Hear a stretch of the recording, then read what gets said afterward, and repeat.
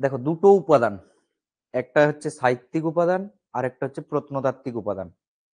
এবার এই সাহিত্যিক উপাদান আর প্রত্নতাত্ত্বিক উপাদান তাহলে আমরা কাকে বলবো, কনসেপ্টটা কি হবে?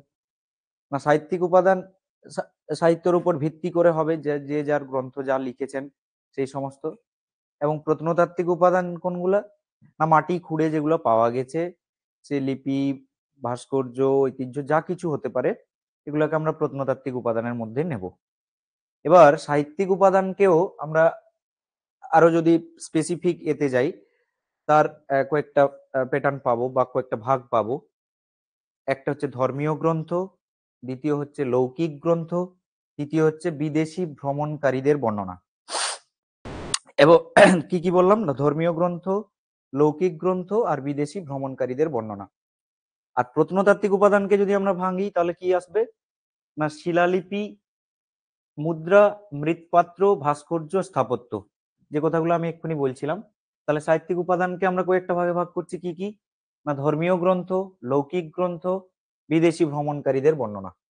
এবার এই ধর্মীয় গ্রন্থকে আমরা আরো যদি পার্টিশনে যাই, সেখানে পাবো তিনটে সাহিত্য। একটা হচ্ছে ব্রাহ্মণ সাহিত্য, দ্বিতীয় হচ্ছে বৌদ্ধ সাহিত্য, চতুর্থ হচ্ছে জৈন সাহিত্য।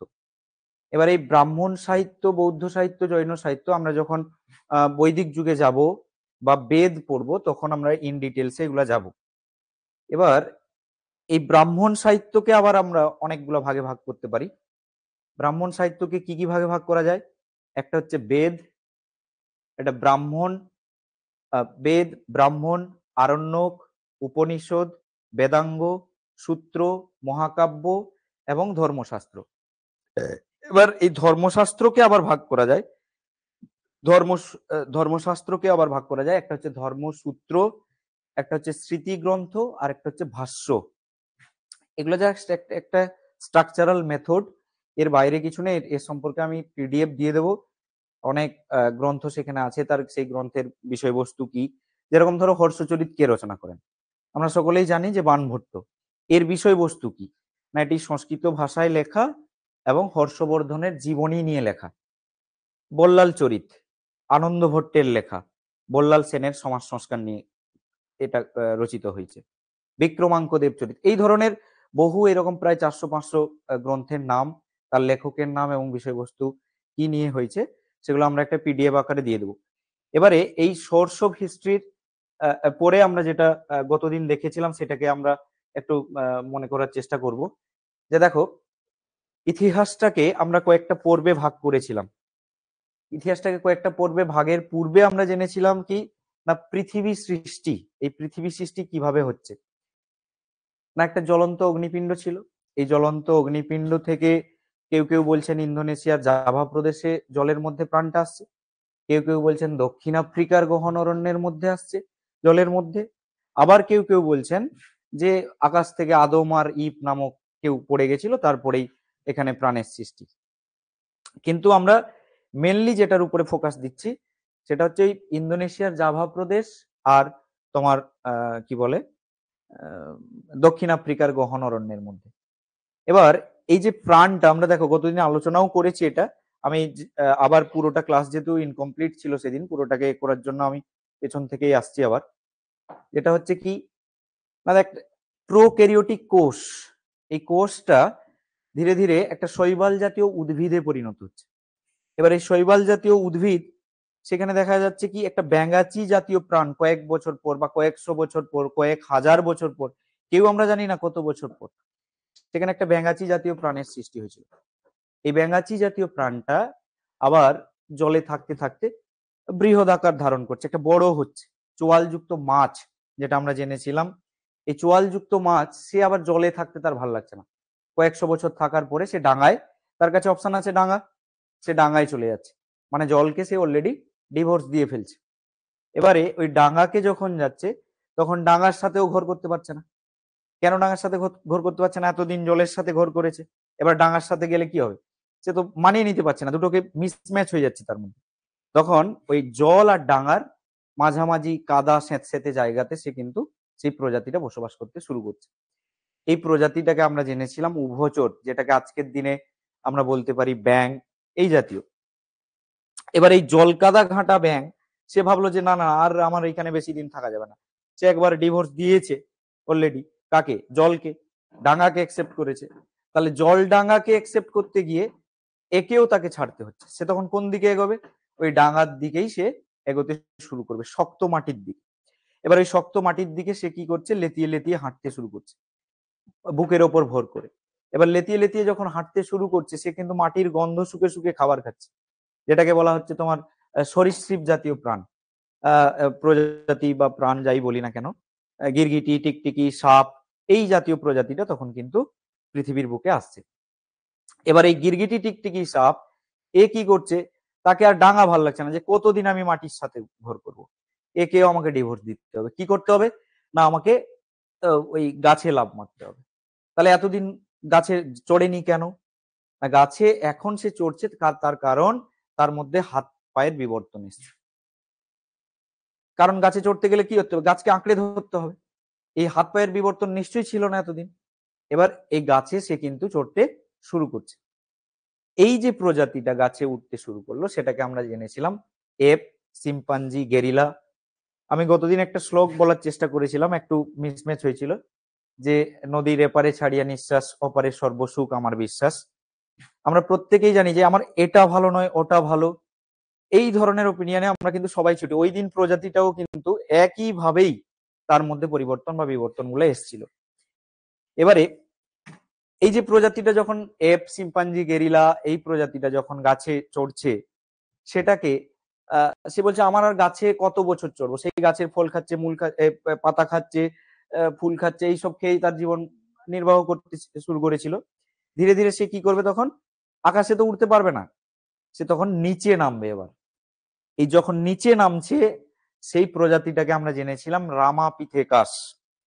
এবার এই রামাপিথেকাস একটু যখন নররূপ বানর, একটা নররূপী বানরের ভূমিকায় আসছে, সেই প্রজাতিটাকে আমরা গতদিন দেখেছিলাম কি না, এটাকে বলা হচ্ছে অস্ট্রালোপিথেকাস। এবার এই অস্ট্রালোপিথেকাস সে দেখছে যে আমি গরু, শেয়াল, ভেড়া, হাতির মধ্যে আমার পার্থক্য কি? আমাকে কি করতে হবে? আমাকে সোজা হয়ে আগে দাঁড়াতে শিখতে হবে। আমি তো সেই চার পায়ের উপর ভর করে আমি, মানে তখন আমার হাতের তত বিবর্তন আসেনি, তখন আমাদের এই প্রজাতিটাকে কি করতে হচ্ছে? হাঁটুর উপরে, হাতের উপরে ভর করে তাকে চলতে হতো। সে কি করলো? ধীরে ধীরে দাঁড়াতে শিখছে। প্রথম যে প্রজাতিটা দাঁড়াতে শিখছে, সেই প্রজাতিটাকে আমরা বলতে পারি কি না, হোমো হাবিলিস। সরি, সেই প্রজাতিটাকে আমরা বলেছিলাম হোমো ইরেক্টাস, যেটা দণ্ডায়মান মানুষ, প্রথম যে প্রজাতিটা দাঁড়াতে শিখছে। এবং এই হোমো হাবিলিস পর্বের মানুষ সে দেখছে আমি দাঁড়াতে শিখলাম, তাহলে আমার লাভ কি হলো? আমি তো সেই সাপের মুখে চলে যাচ্ছি, গিরগিটির কামড় খাচ্ছি, শিয়ালের কামড় খাচ্ছি। তাহলে আমার মধ্যে দক্ষতা আসতে হবে। এই দক্ষতা যদি না আসে, তাহলে আমি কি করব? ওই গরু, ছাগল, ভেড়ার মধ্যে আমার কোনো পার্থক্য থাকবে না। তখন এই দক্ষতা যে প্রজাতির মানুষটার আসছে, যে প্রজাতিটার আসছে, সেটাকে আমরা বলছি হোমো হাবিলিস। এবার এই হোমো হাবিলিস ধীরে ধীরে দেখলো কি, যে আমাকে বুদ্ধিমান পর্যায়ে আসতে হবে। সেই বুদ্ধিমান পর্বের প্রজাতিটাকে আমরা নাম জেনেছিলাম হোমো সেপিয়েন্স। তাহলে আমরা কি কি জানলাম?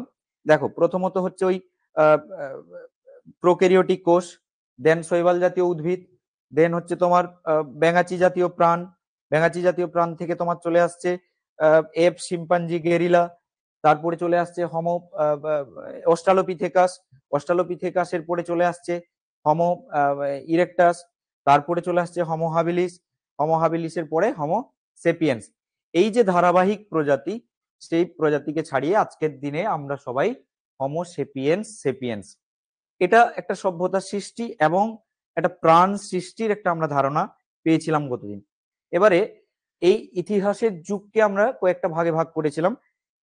সেটাকে কিভাবে ভাগ করেছি? যে তিনটে পর্ব ছিল, একটা হচ্ছে ancient part, medieval part and modern part. Ancient পার্টটাকে আমরা দেখেছিলাম যে প্রাগৈতিহাসিক পর্ব থেকে একেবারে 1206, এবং মিডিয়েভাল পার্টকে আমরা দেখেছিলাম 1206 থেকে 1707, মধ্যযুগের অবসান, যেটা ঔরঙ্গজেবের মৃত্যু। এবং মডার্ন পার্টকে আমরা দেখেছিলাম 1707 থেকে 1964 বা এই সময়কালটা। এবার এই প্রাগৈতিহাসিক পর্বকে আবার বা প্রি হিস্ট্রি পার্টটাকে বা প্রাচীন যুগটাকে আমরা যখন শুরু করেছি সেটাকে তিনটে ভাগে ভাগ করে নিয়েছিলাম। একটা প্রাগৈতিহাসিক যুগ, একটা প্রায় ঐতিহাসিক যুগ, একটা ঐতিহাসিক যুগ। এই প্রাগৈতিহাসিক যুগের ক্ষেত্রে কি দেখেছিলাম যে প্রাগৈতিহাসিক প্রাক ইতিহাস কথাটা প্রথম ব্যবহার করেছিলেন তোমার হচ্ছে পল তুর্নাল, এবং প্রি হিস্ট্রি কথাটি প্রথম ব্যবহার করেছিলেন ড্যানিয়েল উইলসন। এবার এই প্রায় ঐতিহাসিক যুগ আর এদের মধ্যে ডিফারেন্সটা কি জেনেছিলাম যে প্রাগৈতিহাসিক যুগটাকে আমরা দেখেছিলাম যে এখানে কোনো লিখিত বিবরণ পাওয়া যায়নি। প্রায় ঐতিহাসিক যুগে লিখিত বিবরণ পাওয়া গেছে কিন্তু লেখা সম্ভব হয়নি। আর ঐতিহাসিক যুগে লেখা বিবরণ সবকিছুই পাওয়া গেছে। এবার প্রাগৈতিহাসিক পর্বের আবার তিনটে যুগকে আমরা ভাগ করে নিয়েছিলাম: প্রাচীন প্রস্তর যুগ, মধ্য প্রস্তর যুগ, নব্য প্রস্তর যুগ, যার আনুমানিক সাল আমরা ওই পিডিএফ এ দেওয়া ছিল, গতদিন আমরা আলোচনা করেছিলাম। আজকে তাহলে এবার আমরা রানিং আজকের ক্লাসে ঢুকে যাচ্ছি। প্রাচীন প্রস্তর যুগ সম্পর্কে আমরা কি বলেছিলাম দেখো, যে এটা পেলিওলিথিক পার্ট বা পেলিওলিথিক এজের অন্তর্ভুক্ত। এই পেলিওলিথিক কথাটাকে প্রথম ব্যবহার করেছিলেন যিনি, তিনি হচ্ছেন কি বলে যে জন লুকবোক। জন লুকবোক বলে একজন ব্যক্তি পেলিওলিথিক কথাটা প্রথম ব্যবহার করেছিলেন, এবং এই প্রজাতিটা হচ্ছে হোমো ইরেকটাস প্রজাতির এই যুগটাই এসেছিল। এবং পেলিওলিথিক যুগে প্রথম নিদর্শনটা যিনি আবিষ্কার করেছিলেন রবার্ট ব্রুসফুড। আমরা গতদিন এগুলো জেনেছি। এর সম্পর্কে কয়েকটা প্রত্নস্থল পেয়েছিলাম। প্রত্নস্থলে দেখেছিলাম বড়ি, যেখানে কোদালের চাষের যে ক্ষেতিবাড়ি করতে গেলে যে কোদাল লাগে সেই কোদালের ব্যবহার শুরু হয়েছিল। সোয়ান উপত্যকা এবং দক্ষিণ ভারত, পাঞ্জাব, পাকিস্তান, পল্লীভরম, ভীমবেটকা গুহাচিত্র, এই ধরনের নানান একটা তথ্য প্রত্নস্থলে পাওয়া গেছিল। এবার মধ্যপ্রস্তর যুগে আমরা কি দেখেছিলাম? মধ্যপ্রস্তর যুগটা একটা হলোসিন যুগের অন্তর্ভুক্ত ছিল। কার্লাইল নামক একজন ব্যক্তি এই যুগের প্রথম ধারণা দিয়েছিলেন, এবং এখানে পশুপালন শুরু হয়ে যাচ্ছিল। তাহলে এদের মধ্যে ডিফারেন্স গুলাকে আমরা দুটো যুগ যেটা পড়েছিলাম, প্রাচীন প্রস্তর যুগ এবং মধ্যপ্রস্তর যুগ, একটাতে আমরা দেখতে পাচ্ছি এরা অরণ্যবাসী, পেলিওলিথিক পার্টটা বনে জঙ্গলে ঘুরে বেড়াচ্ছে। আর মধ্যপ্রস্তর যুগে গিয়ে এরা কিন্তু ধীরে ধীরে গুহা নির্মাণ করতে শুরু করছে, বা বাসস্থানের উপরে একটু জোর দিচ্ছে। কেন না ওই গাছের ছালের চামড়া থেকে বেরিয়ে এসে, পোশাক পরিচ্ছদ থেকে একটু ওই পশু জন্তু জানোয়ারের চামড়া থেকে বেরিয়ে এসে এরা বাসস্থানের উপরে জোর দিচ্ছে, গুহা নির্মাণ করতে শুরু করছে। তাই মধ্যপ্রস্তর যুগের মানুষকে আমরা গুহাবাসী হিসেবেও ব্যাখ্যা করতে পারি।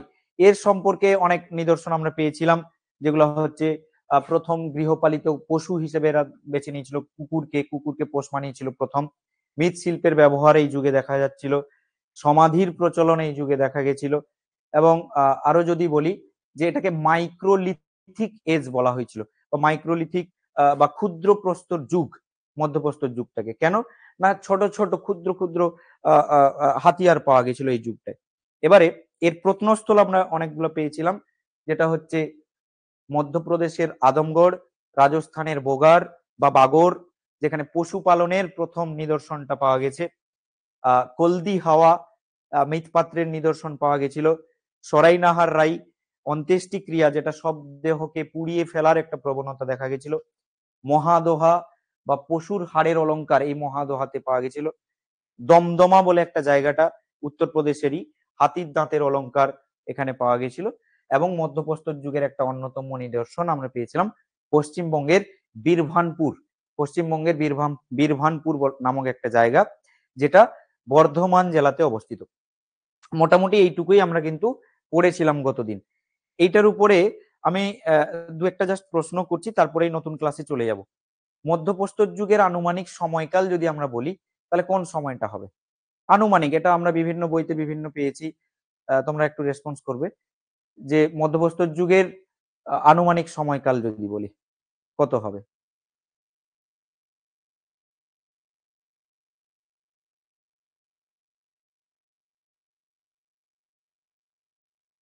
বা যদি আমি বলি যে মধ্যপ্রস্তর যুগকে অপর কি নামে আমরা জানি, অন্য কি নামে জানি মধ্যপ্রস্তর যুগকে?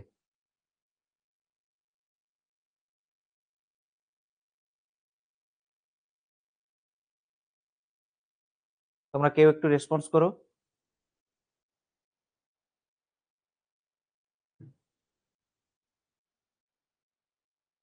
মধ্যপ্রস্তর যুগকে অপর কি নামে আমরা জানি?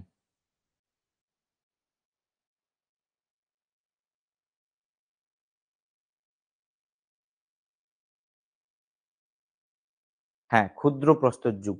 কেন বলা হয় ক্ষুদ্র প্রস্তর যুগ? না ছোট ছোট ক্ষুদ্র ক্ষুদ্র হাতিয়ার পাওয়া গেছিল। এবং প্রাচীন প্রস্তর যুগকে যদি আমরা বলি যে প্রাচীন প্রস্তর যুগের যে বড়ি নামক একটা জায়গা, এই বড়ি কেন বিখ্যাত ছিল?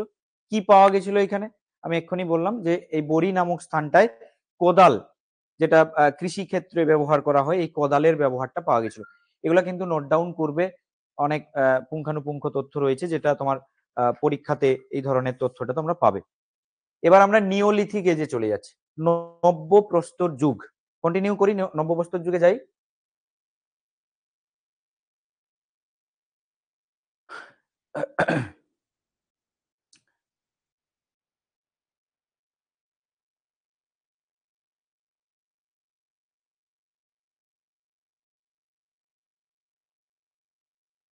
নব্য প্রস্তর যুগটাই দেখো, এই যে নিওলিথিক এজ, এই নিওলিথিক এজের আনুমানিক সময়কাল আমরা যে জানবো, যেটা হচ্ছে আনুমানিক 6000 বিসি থেকে 1000 বিসি। সময়কালটা কত? না আনুমানিক 6000 বিসি থেকে 1000 বিসি।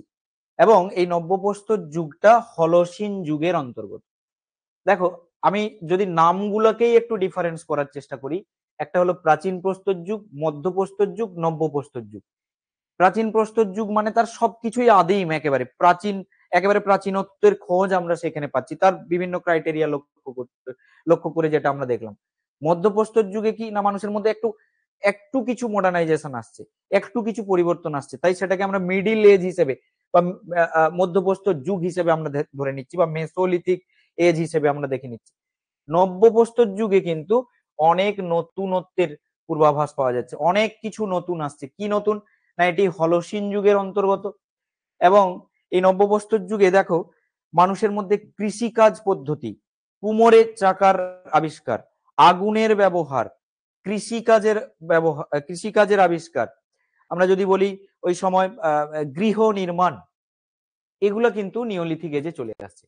এই যে গৃহ নির্মাণ, আগেকারের মানুষ, এই নব্যপ্রস্তর যুগের মানুষ যখন প্রথম ঘরবাড়ি তৈরি করতে শুরু করলো, তোমাদের কারো জানা রয়েছে যে কি ধরনের ঘরবাড়ি এরা তৈরি করতো? আজকে আমরা জেনারেলি কি করি দেখো, মাটির উপরে ঘর করছি, কেউ আবার গ্রাউন্ড ফ্লোর করেন, সেটা আলাদা, সেটাকে আবার গ্রাউন্ড ফ্লোরটাকে ব্যবহার করা হচ্ছে, কিন্তু তার উপরে ঘর রয়েছে।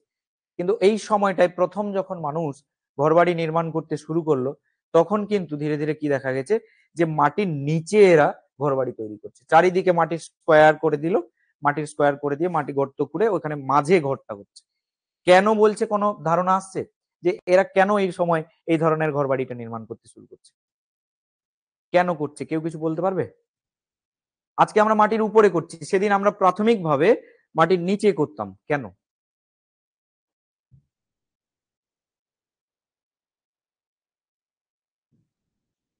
বলতে পারবে?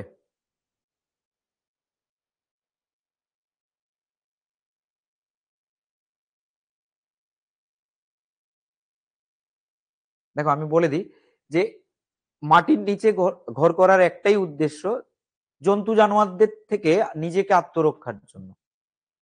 জন্তু জানোয়ার যদি সেখানে যায়, ধরো একটা শেয়াল ঢুকে পড়লো, উপরে ঘর হলে কি হচ্ছে, সে তো ছুটে পালিয়ে যাচ্ছে, কিন্তু যখনই মাটির গর্তে সে পড়ে যাবে, সে সেখানে আর বেরাতে পারবে না।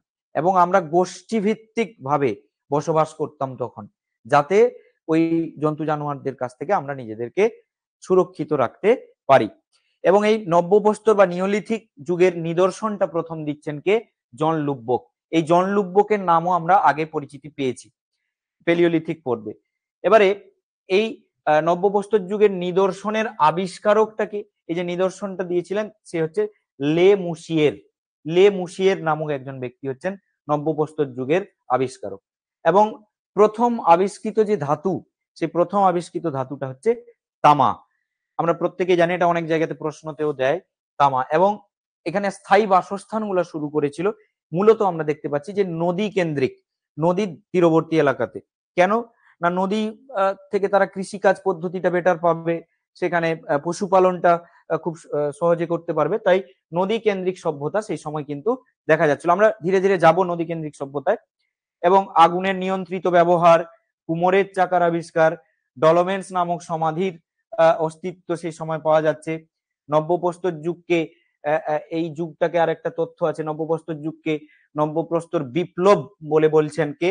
Gordon Childe. এই গর্ডন চাইল্ডের নাম আমরা পরে পরে ক্লাসে বহু পাবো। কি লিখছো? কারণ বন্য পশুদের থেকে নিজেকে রক্ষার জন্য। Very good. হ্যাঁ, এবারে অপেক্ষাকৃত ধারালো অস্ত্রের ব্যবহার চলে আসছে নব্যপ্রস্তর যুগে, এবং কৃষি কাজের সূচনা হয়ে যাচ্ছে এই সময়। অনেক মানে জোরালো ভাবে কৃষি কাজটা চলে আসছে, যদিও মেসোলিথিক এজে খানিকটা পাওয়া গেছে, কিন্তু এখানে কৃষি কাজ পদ্ধতি চলে আসছে। তাহলে আমরা নব্যপ্রস্তর বা নিওলিথিক এজের কি কি পেলাম তথ্য? 6000 বিসি থেকে 1000 বিসি আমরা ব্যাখ্যা করতে পারি আনুমানিক, এবং হলসিন যুগের অন্তর্ভুক্ত। নব্যপ্রস্তর যুগের কথাটা প্রথম ব্যবহার করছেন জন লুব্বক, এবং নব্যপ্রস্তর যুগের এই নিদর্শনটার আবিষ্কারক হচ্ছেন লে মুসিয়ের। প্রথম আবিষ্কৃত ধাতু তামা। নদী তীরবর্তী এলাকাতে নব্যপ্রস্তর যুগের বসতি গড়ে উঠছে। আগুনের নিয়ন্ত্রিত ব্যবহার শুরু হয়ে যাচ্ছে। কুমোরের চাকার ব্যবহার শুরু হয়ে যাচ্ছে। আসবাবপত্রের ব্যবহার শুরু হয়ে যাচ্ছে। সমাধি, অন্ত্যেষ্টিক্রিয়া, এগুলো সব প্রচলন এই যুগে অনেক ব্যাপকভাবে হচ্ছে। ডলোমেন্স নামক সমাধির অস্তিত্ব পাওয়া যাচ্ছে, এবং অপেক্ষাকৃত ধারালো অস্ত্রের ব্যবহার এই সময় পাওয়া যাচ্ছে। আরো কি কি জানবো আমরা? না, এর প্রত্নস্থল দেওয়া রয়েছে। প্রত্নস্থলের থেকেও আমি কয়েকটা কথা বলি। যে দেখো, নব্যপ্রস্তর যুগে এটা কিন্তু ধীরে ধীরে পিতৃতান্ত্রিক সমাজের দিকে চলে যাচ্ছে। আমরা আগে কি পড়েছিলাম? প্যালিওলিথিক এজে বা মেসোলিথিক পর্বটাকে আমরা কি হিসেবে জেনেছিলাম? মেসোলিথিক এজের একেবারে লাস্ট পার্ট থেকে কিন্তু ধীরে ধীরে পিতৃতান্ত্রিকের দিকে যাচ্ছে। আগে কিন্তু মাতৃতান্ত্রিক ছিল। মেয়েদেরকে বিয়ে করতে গেলে পণ দিয়ে বিয়ে করতে হতো, স্ত্রীধন বলা হতো এটাকে। এই যে মেয়েদেরকে পণ দিয়ে বিয়ে করা, এই প্রচলন ছিল। আজকে কিন্তু দেখো পুরো সমাজ বদলে গেছে। তোমরা বলবে যে স্যার না, আজকের দিনে তো সাংবিধানিক ভাবে আমরা নারী পুরুষ উভয়ে সমান। কিন্তু নারী পুরুষ হয়তো কাগজে কলমে সমান ঠিকই, কিন্তু এখনো সামাজিক ভাবে আমরা কতটা সমান সেটা কিন্তু প্রশ্ন চিহ্নের মুখে আজও আমাদের কাছে। সেটা আমরা প্রত্যেকেই বুঝতে পারছি যে নারী পুরুষ কিন্তু এখনো সমান হয়নি। কিন্তু আমার যে জায়গায় প্রশ্ন ছিল যে এটা কেন মাতৃতান্ত্রিক থেকে পিতৃতান্ত্রিক হচ্ছে? এই যে দেখো আমরা লিখেছি এখানে পুরুষতান্ত্রিক সমাজ, এটা আমার আগে লেখা উচিত ছিল। এই পুরুষতান্ত্রিক সমাজটা কেন আসছে, কি কারণ হতে পারে? কোন মাথার মধ্যে আইডিয়া আসছে? যে মাতৃতান্ত্রিক সমাজ ওই সময় ছিল, কিন্তু এখন পিতৃতান্ত্রিক সমাজে চলে আসছে আমরা ধীরে ধীরে, কেন? তাহলে একটু ভেবে বলো।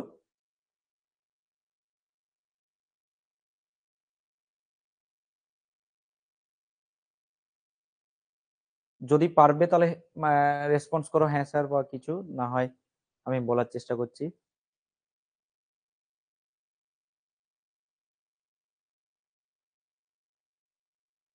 কেন পিতৃতান্ত্রিক সমাজ হচ্ছে? পারবে তোমরা কেউ?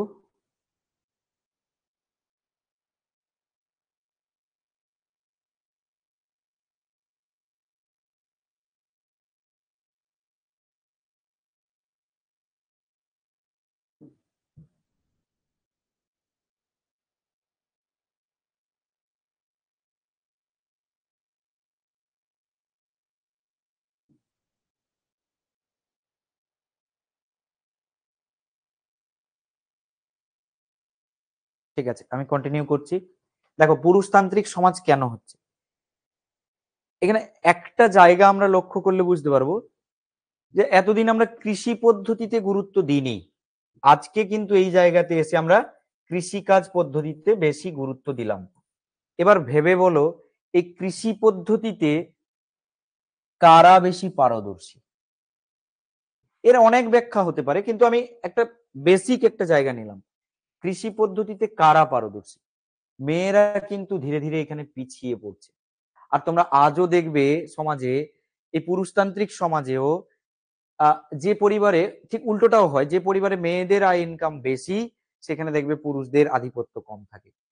আমি সবার ক্ষেত্রে হচ্ছে তা বলছি না, ম্যাক্সিমাম ক্ষেত্রে এটা দেখা যায়। আবার কখনো দেখা যাচ্ছে যে যেখানে পুরুষের আয় ইনকাম বেশি হচ্ছে সেক্ষেত্রে পুরুষের আধিপত্যটা ওই পরিবারে বেশি থাকছে।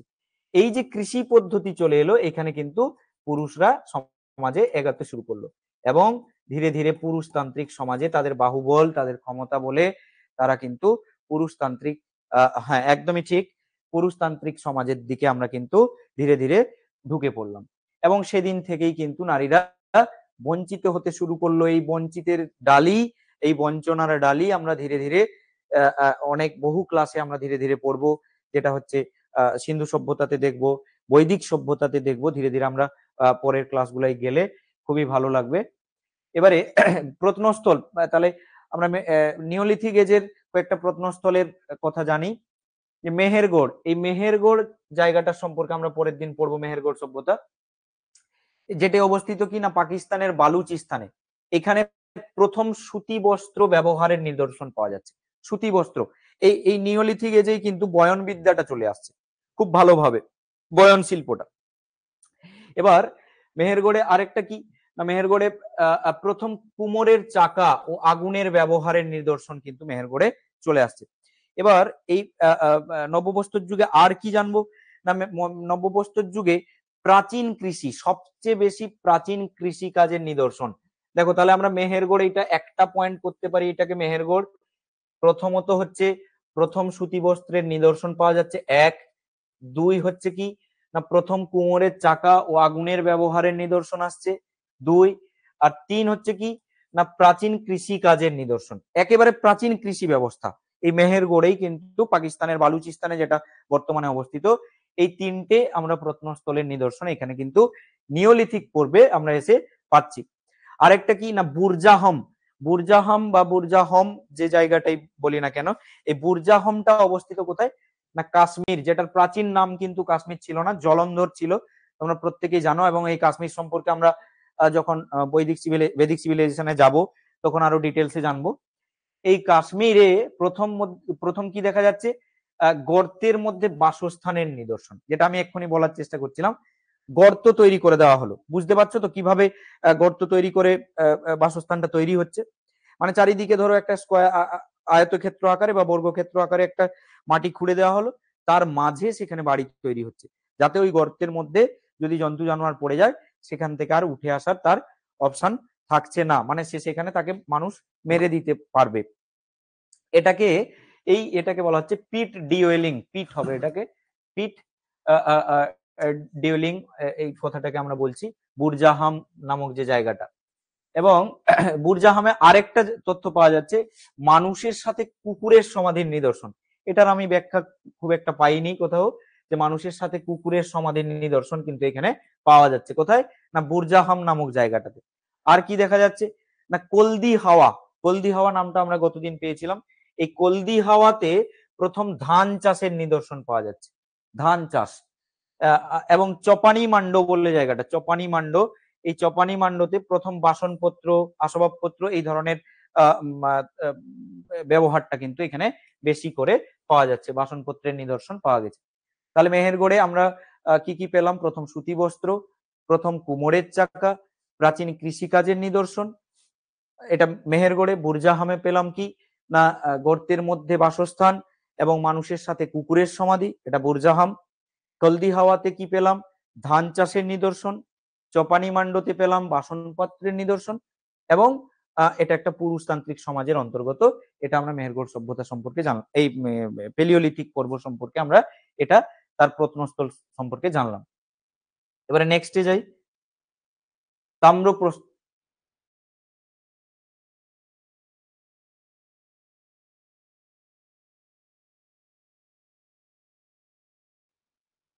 আচ্ছা, এটা এটা বোঝা গেছে আগেরটা।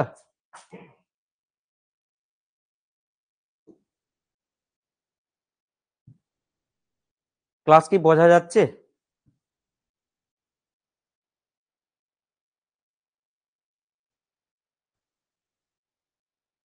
নাকি স্পিড হয়ে যাচ্ছে, স্লো হচ্ছে, যা যেটা সমস্যা হচ্ছে বলো, আমি সেটাকে ঠিক করার চেষ্টা করব।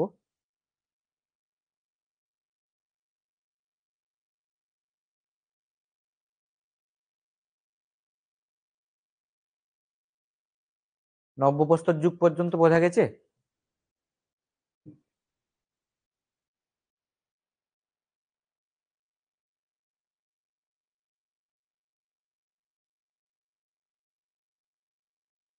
Thank you.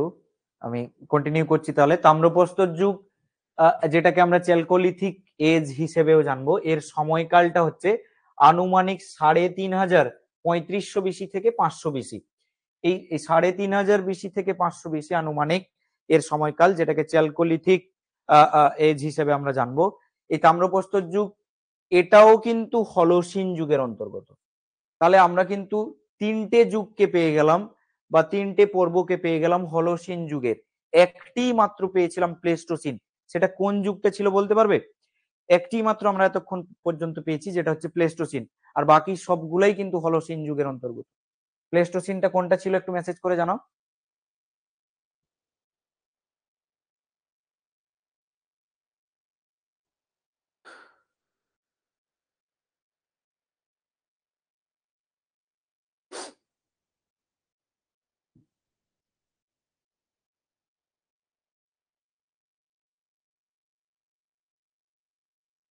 প্লেস্টোসিন পর্বটা কোন যুগের অন্তর্গত ছিল? একদম, প্রাচীন প্রস্তর যুগ। ঠিক আছে, ভেরি গুড। এবার তাম্রপ্রস্তর যুগটা আমরা জানলাম হলোসিন যুগের অন্তর্গত, এবং এই তাম্রপ্রস্তর যুগ, এই কথাটা বা এই সময় পর্বটাকে তাম্রপ্রস্তর যুগ বলেছেন অলচিন দম্পতি। দুজন অলচিন দম্পতি দ্বয় এখানে এই কথাটিকে ব্যবহার করেছেন বা এই তাম্রপ্রস্তর যুগের ধারণা দিয়েছেন। এবং এই তাম্রপ্রস্তর যুগে প্রধান জীবিকা হয়ে যাচ্ছে কিন্তু কৃষিকাজ। তাম্রপ্রস্তর যুগে, যেটা নিওলিথিক এজে কিন্তু কৃষি পশুপালন দুটোই বোধ পেলাম, কিন্তু এখানে পাচ্ছি কি না কৃষি কাজটা চলে আসছে প্রধান জীবিকা হিসেবে, এবং প্রধান ফসল হিসেবে চলে আসছে ধান, জব, ডাল। এই জাতীয় ধান কমা জব কমা ডাল, এই এটি প্রধান ফসল হিসেবে চলে আসছে বা খাদ্যের তালিকা হিসেবে তাম্রপ্রস্তর যুগে ধান, জব, ডাল। এবং সিন্ধু সভ্যতা, যেটা আমরা পরের দিনের বা তার পরের দিনের ক্লাসে যাব, যে যে সিন্ধু সভ্যতার কথা, সেই সিন্ধু সভ্যতা হলো তাম্রপ্রস্তর যুগের সভ্যতা। তাহলে এই তাম্রপ্রস্তর যুগের একটা গুরুত্বপূর্ণ সভ্যতা, যেটা বিশ্ববিখ্যাত সভ্যতা, সেটি হচ্ছে কি না ইন্ডাস ভ্যালি সিভিলাইজেশন।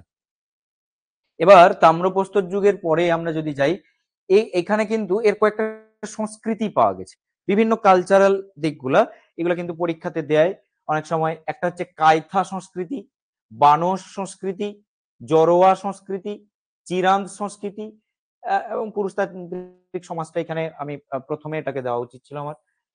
কায়থা সংস্কৃতি, বানস সংস্কৃতি, জরোয়া সংস্কৃতি, চিরান্দ সংস্কৃতি, এই চারটা গুরুত্বপূর্ণ, আরো অনেক রয়েছে। এগুলো কোথায় কোথায় এই কায়থা সংস্কৃতিটা চলে আসছে? চম্বল নদী তীরবর্তী অঞ্চলে, চম্বল নদী তীরবর্তী অঞ্চলে এই কায়থা সংস্কৃতিটা চলে আসছে। বানর সংস্কৃতিটা কি দেখা যাচ্ছে না, বানর সংস্কৃতিটা কাথিয়াবাড় উপকূলে এই বানর সংস্কৃতিটা আসছে। এবং জরোয়া সংস্কৃতি এটি মহারাষ্ট্রে, এবং চিরান্দ সংস্কৃতিটা হচ্ছে বিহারে। তাহলে আমরা চারটে সংস্কৃতি পড়লাম, কায়থা সংস্কৃতি, বানস, জরোয়া এবং চিরান্দ। নেক্সট যাই, এর কয়েকটা প্রত্নস্থল পাবো, যেটা প্রত্যেকটা ক্ষেত্রে পাচ্ছি। এখানে নিওলিথিক পর্বে, এই সরি চালকোলিথিক পর্বে এর কয়েকটা প্রত্নস্থল হচ্ছে মহারাষ্ট্রের দয়মাবাদ, মহারাষ্ট্রের দয়মাবাদ, কাশ্মীরের গুফরাল, কাশ্মীরের গুফরাল আর রাজস্থানের কালীবঙ্গান। মহারাষ্ট্রের দয়মাবাদ, কাশ্মীরের গুফরাল এবং রাজস্থানের কালীবঙ্গান। মহারাষ্ট্রের দয়মাবাদে কি পাওয়া যাচ্ছে না বৃহত্তর বড় বসতি। আমরা যখন এতে যাব এরপরেই মেহেরগড়, মহেঞ্জোদারো, হরপ্পা সব পড়বো, সেখানেও দেখবো বড় বড় বসতি, একটা গোষ্ঠী ভিত্তিক, যেটাকে ক্ল্যান বলা হতো, এই বৃহত্তর বসতির নিদর্শন কিন্তু এই জায়গাতে আসছে। কাশ্মীরের গুফরালে কি দেখা যাচ্ছে না তামার ব্যবহারটা প্রথম এখানে শুরু হচ্ছে, বা তামার ব্যবহারের নিদর্শনটা এখানে পাওয়া গেছে কাশ্মীরের গুফরাল নামক জায়গাতে। এবং রাজস্থানের কালীবঙ্গান, এটা খুব গুরুত্বপূর্ণ একটা জায়গা, যে লাঙ্গলের নিদর্শন কোথায় পাওয়া যাচ্ছে? রাজস্থানের কালীবঙ্গান। এই কালীবঙ্গান সম্পর্কে আমরা আরো ডিটেলসে যাব যখন হরপ্পান ডাইনেস্টি পড়বো, হরপ্পান সরি হরপ্পান সিভিলাইজেশন পড়বো। এই হরপ্পান সিভিলাইজেশনে এই রাজস্থান, কালীবঙ্গান, এই সমস্ত জায়গাটা সম্পর্কে আরো ডিটেলসে আমরা তথ্যতে যাব। তাহলে কয়েকটা প্রত্নস্থল পেলাম কি, মহারাষ্ট্রের দয়মাবাদ, কাশ্মীরের গুফরাল, রাজস্থানের কালীবঙ্গান। নেক্সট যাই, ব্রোঞ্জ এজ বা ব্রোঞ্জ যুগ। এই ব্রোঞ্জ যুগটাও কিন্তু অনেক, তোমরা বলে স্যার এটা আবার কোথা থেকে আসছে, এটাকেও আমরা তাম্রপ্রস্তর যুগের মধ্যে রাখতে পারি, আবার স্পেসিফিক আলাদা করেও দেখাতে পারি। এই ব্রোঞ্জ এজটাকে বা ব্রোঞ্জ যুগকে এর সময়কাল হচ্ছে আনুমানিক 3300 বিসি থেকে 1000 বিসি। আমরা সেখানে তিনটে পর্ব ভেবেছিলাম, কি বলতো, ওই প্রাচীন প্রস্তর যুগ, মধ্যপ্রস্তর যুগ, নব্যপ্রস্তর যুগ। কিন্তু তারপরেও দেখো তাম্রপ্রস্তর যুগ, ব্রোঞ্জ যুগ এবং আয়রন এজ বা লৌহ যুগ, এই তিনটে পর্ব কিন্তু আসছে। এটাকে দুটো ঐতিহাসিক দুভাগে ভাগ করেছেন, ব্যাখ্যা করেছেন। সেই অনুযায়ী এই তোমার কি বলে ব্রোঞ্জ এজটাকে আমরা নিচ্ছি। হ্যাঁ হ্যাঁ, তাম্রপ্রস্তর যুগটাকেও আমরা নব্যপ্রস্তর যুগের মধ্যে দেখাতে পারি, কিন্তু স্পেসিফিকলি এটাকে আমরা আলাদা হিসেবেই দেখানোটাই বুদ্ধিমানের কাজ হবে, এবং সেটা আমাদের ধারণাগত দিক দিয়ে আলাদা করে রাখাটাই উচিত। তাই এটাকে আলাদা করেই আমি দেখিয়েছি। তাম্রপ্রস্তর যুগটা তোমার আনুমানিক দেখো সালটা পেলাম যে 3500 বিসি থেকে 500 বিসি, এবং নব্যপ্রস্তর যুগের সালটা দেখো 6000 বিসি থেকে 1000 বিসি। তাহলে প্রায় ওই সময় পর্বের মধ্যে আসছে। তাই এটাকে আমরা আলাদা ভাবেও দেখাতে পারি, আবার নব্যপ্রস্তর যুগের মধ্যেও এটাকে আনতে পারি। বোঝা যাচ্ছে?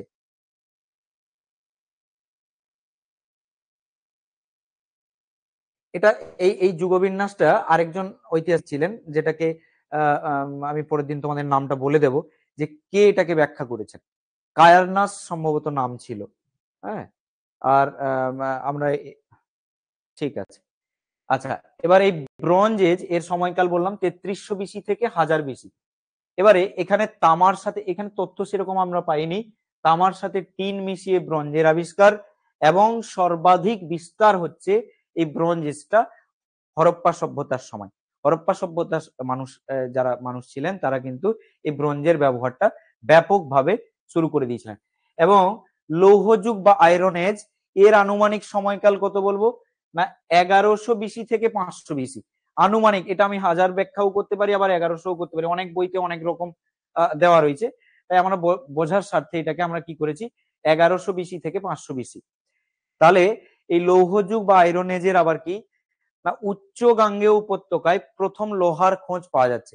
তাহলে লোহার খোঁজ প্রথম কোথায় পাওয়া যাচ্ছে যদি প্রশ্ন দেয়, তাহলে আমরা উত্তর করতে পারবো উচ্চ গাঙ্গেয় উপত্যকায় প্রথম লোহার খোঁজটা পাওয়া যাচ্ছে। এবং এই সময় কালো এবং লাল রঙের মৃৎপাত্র উত্তরপ্রদেশের অতরঞ্জি খেরাতে পাওয়া যায়। কালো এবং লাল রঙের মৃৎপাত্র উত্তরপ্রদেশের অতরঞ্জি খেরা নামক একটা জায়গা রয়েছে, সেখানে পাওয়া যাচ্ছে। এবং এটি লৌহযুক্ত, আমরা বুঝতেই পারছি যে এটা একটি নগর কেন্দ্রিক সভ্যতা। এই নগর কেন্দ্রিক সভ্যতাতে আমরা পরের দিন থেকে ধীরে ধীরে ঢুকবো, যেটা হরপ্পা, তার আগে একটু আমরা মেহেরগড়টা পড়ে নেব, এবং কয়েকটা বৈদেশিক সভ্যতা, বেবিলনীয়, সুমেরীয়, মিশরীয়, এগুলো সম্পর্কে একটু ধারণা নিয়েই আমরা একেবারে ইতিহাসের মূল পর্ব, মূল জায়গা একেবারে হরপ্পা থেকে শুরু করে ধীরে ধীরে আমরা চলবো মানে ইতিহাসের পর্বে। মোটামুটি এই কনসেপ্ট গুলা বোঝা যাচ্ছে, যেটা ধরো প্রি হিস্ট্রি থেকে এই যুগ বিন্যাস বা এরপরে প্রাচীন যুগের এতে ঢুকবো পরপর।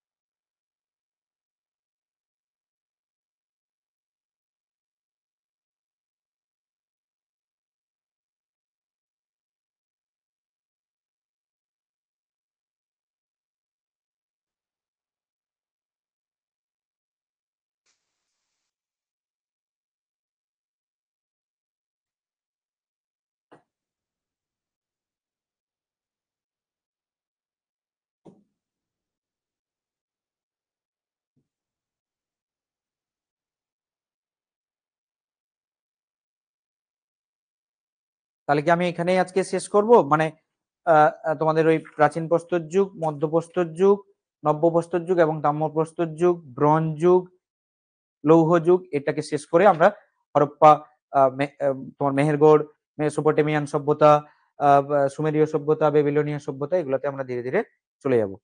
ঠিক আছে, আজকে এই অবধিই থাক। Thank you.